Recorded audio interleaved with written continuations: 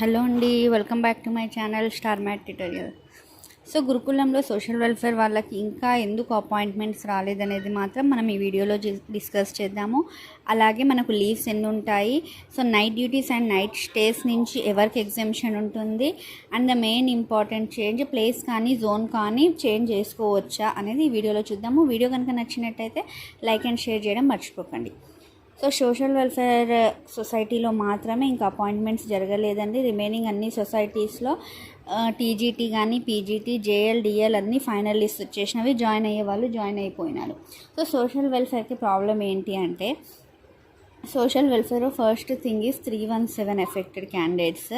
Next seniors యొక్క transfers and promotion issue మాత్రమే అక్కడ ప్రాబ్లం అండి. ఏమైందంటే జనరల్గా మనకు ఇంతకుముందు ట్రాన్స్ఫర్స్ 20th వరకు లాస్ట్ డేట్ ఉండింది, కానీ ఆ టైంని ఎక్స్టెండ్ చేయడం జరిగింది, 31st వరకు ఎక్స్టెండ్ చేయడం జరిగింది. సో ఫస్ట్ సీనియర్స్కి ఇంకా సార్ట్అవుట్ కానీ ఇష్యూస్ ఉన్నవి. అక్కడ మీరు చాలామంది అడుగుతున్నారు, రిమైనింగ్ సొసైటీస్ దేనికి లేని ప్రాబ్లం సోషల్ వెల్ఫేర్కి ఎందుకు వచ్చిందంటే, సోషల్ వెల్ఫేర్లో సీనియారిటీ లిస్ట్ ఏదైతే ఉండిందో సీనియారిటీ లిస్ట్లో కొన్ని అంటే అప్స్ అండ్ డౌన్స్ ఉన్నవి. సో కొన్ని మిస్టేక్స్ జరగడం వల్ల మాత్రమే అక్కడ ట్రాన్స్ఫర్స్ ఇష్యూలో కానీ ప్రమోషన్స్లో కానీ కొన్ని మిస్టేక్స్ జరిగినవి. సో ఈ డేట్ ఎక్స్టెండ్ కావడం వల్ల సీనియర్స్ అందరూ మళ్ళీ హెడ్ ఆఫీస్కి వెళ్ళడం జరిగింది. దీనివల్ల న్యూ రిక్రూటీస్ని ఆపడం జరిగింది.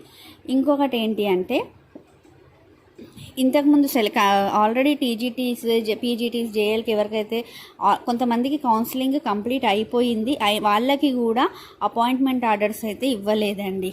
ఎందుకు అంటే కొన్ని స్కూల్స్లో స్టాఫ్ ఎక్సెస్ అవుతున్నారు, అక్కడ పోస్టులు తక్కువ ఉన్నవి. ఒకరికి ఇచ్చి ఇంకొకరికి ఇవ్వకపోవడం వల్ల మనకు సర్వీస్లో చేంజ్ వస్తుంది. కాబట్టి ఎవరైతే సెలెక్ట్ అయినారో వాళ్ళకి కూడా అపాయింట్మెంట్స్ అయితే ఇవ్వడం జరగలేదు. సో అందరూ ఒకేసారి జాయిన్ అవుతారు సోషల్ వెల్ఫేర్లో. సో ఇదంతా కావాలంటే మనము 31st వరకు వెయిట్ చేయాల్సిందే. సో 31st తర్వాత అయితే సోషల్ వెల్ఫేర్ నుంచి అప్డేట్ రావడానికి చాయిస్ ఉండింది. సో చాలామంది లీవ్స్ గురించి అడుగుతున్నారండి, లీవ్స్ ఎన్ని ఉంటాయనేది. అయితే ఒక్కొక్క సొసైటీకి వేరే సర్వీస్ రూల్స్ అనేవి ఉంటాయండి. మనకు సర్వీస్ రూల్స్లో ఒక కాపీ అయితే ఇవ్వడం జరుగుతుంది. అపాయింట్మెంట్ అయిన తర్వాత ఆ కాపీ తీసుకోండి. సో నాకు తెలిసినంత వరకు క్యాజువల్ లీవ్స్ అనేవి 15 ఉంటాయి. స్పెషల్ క్యాజువల్ లీవ్స్ అయితే 7 ఉంటాయి. నెక్స్ట్ ఉమెన్స్కి అయితే స్పెషల్ సిఎల్స్ 5 ఉండడం జరుగుతుంది. ఆప్షనల్ హాలిడేస్ అనేవి 5 ఉండడం జరుగుతుంది. ఇవ్వండి ఓవరాల్గా మనకు 27 లీవ్స్ ప్లస్ 5 ఆప్షనల్ హాలిడేస్ అయితే ఉండడం జరుగుతుంది. ఇది ఉమెన్కి. జెంట్స్కి అయితే 22 leaves plus 5 OHs per academic ఇయర్కి. అంటే అకాడమిక్ ఇయర్ అనవద్దు, ఇక్కడ నేను జనవరి నుంచి డిసెంబర్కి. సో చాలామంది మనం ఎన్ని లీవ్స్కి ఎలిజిబుల్ అని అంటున్నారు.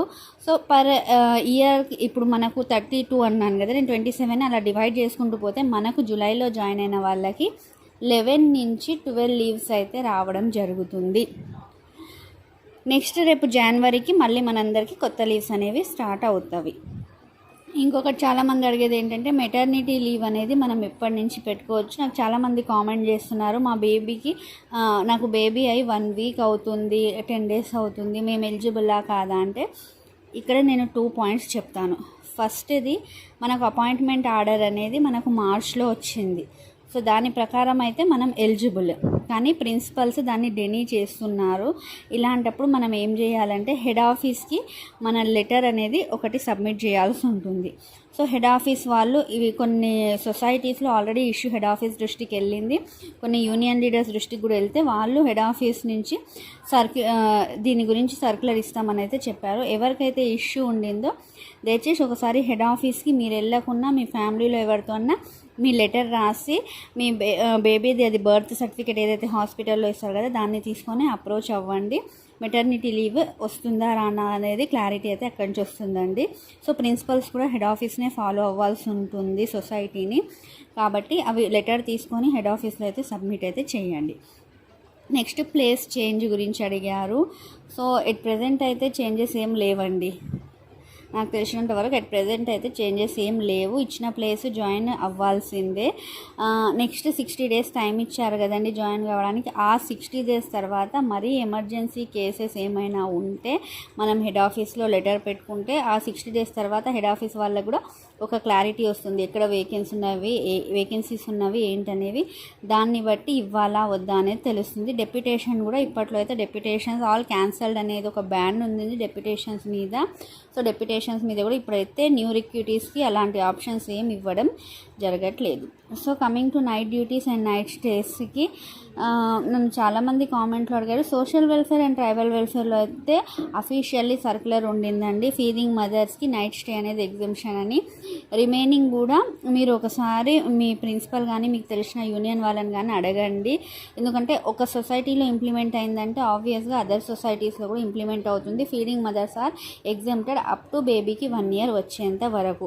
నెక్స్ట్ వచ్చేసి హ్యాండిక్యాప్డ్ వాళ్ళకి ఎవరికైనా ఎగ్జంప్షన్ ఉందా అంటే ఇక్కడ ఎవరికి ఎగ్జంప్షన్ లేదండి. Night duties and night stays విషయంలో జనరల్ ఇన్స్టిట్యూషన్లో కూడా ఉమెన్తో స్టేలు చేపిస్తున్నారు ఇప్పుడు.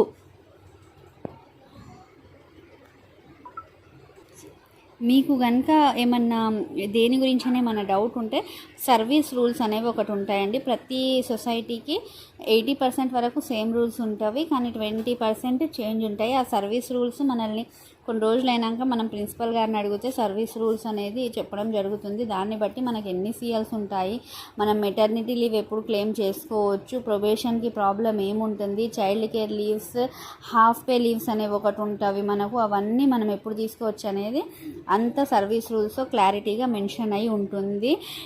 ఎంప్లాయీ ఐడి గురించి కూడా అడిగారండి. ఎంప్లాయీ ఐడి మనకు వితిన్ 1 month అయితే ఎంప్లాయీ ఐడి వచ్చేస్తుంది. ఎంప్లాయీ ఐడి వచ్చిన తర్వాతే మనకు శాలరీస్ అనేది క్లెయిమ్ చేయడానికి ఉంటుంది. సో మొన్న జాయిన్ అయ్యారు కదండి వాళ్ళకైతే ఆల్మోస్ట్ ఈ ఆగస్ట్లో శాలరీస్ రావండి.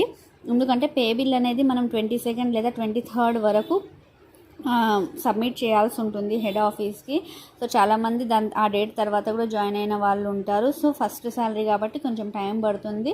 సెప్టెంబర్ మంత్లో సెప్టెంబర్ 1st week లేదా 2nd weekలో మనమైతే శాలరీని అందుకోబోతున్నాము. సో మీకు కనుక ఇంకేమైనా డౌట్స్ ఉన్నాయి రిగార్డింగ్ మీ సర్వీస్లో కానీ ఏమన్నా కానీ నా ఛానల్కి కనెక్ట్ అయ్యి ఉండండి. మీకు ఏ డౌట్ ఉన్నా కానీ కామెంట్ సెక్షన్లో అడగండి. నేను ఆల్రెడీ మీకు నా ఇన్స్టా ఐడి కూడా ఇచ్చాను. ఇంకేమైనా డౌట్స్ ఉంటే మీరు అక్కడ నన్ను అప్రోచ్ కావచ్చండి. Thank you very much.